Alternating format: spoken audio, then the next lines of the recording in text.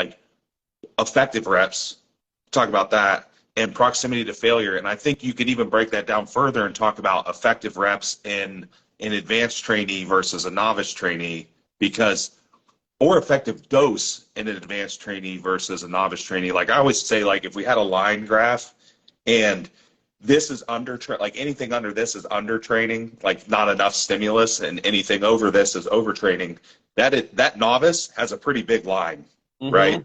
Whereas this advanced person, they've got about this much space to work with, right? Where like anything over here is too much, anything over here is not enough, right? So that's where I think people get kind of confused. Like when we're talking about, a lot of people came out and started talking about proximity to failure and effective reps, and it kind of became an excuse to not train hard enough for a lot of people. Yeah, I think so. Okay, so there's so much to unpack there. First thing is that untrained individuals do not do a good job of really knowing how many reps they have left till they fail. You probably heard that. They just don't. Once you get more trained, you can actually do that. And what actually constitutes voluntary muscular failure is going to vary a lot depending on the person and how willing and how long they've been training and how willing they are to push themselves. If you've got a gun to your head, it's a different scenario.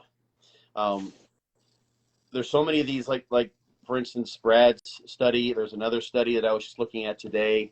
I got the PowerPoint pulled up there right now. They did in one of the groups. They were looking at, in this case, just the quads, the vastus lateralis, and the two exercises that constitute training for the quads were squats and knee extensions.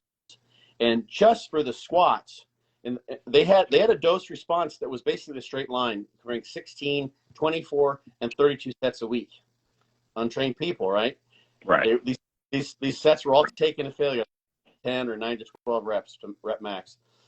In the 32, they were training twice a week. So each of those sessions, and which 32 was 8 sets of squats to failure and 8 sets of knee extensions to failure. So, just like you going in and you're doing 8 to 10 rep maxes, like true rep maxes, where you literally fail. You don't get the last rep. The weight has to be brought up for you. You do 8 sets of squats on a Monday, and you come back and don't even think about the knee extensions. You come back on a Thursday and do 8 sets of squats like that, and you try to do that for eight weeks straight.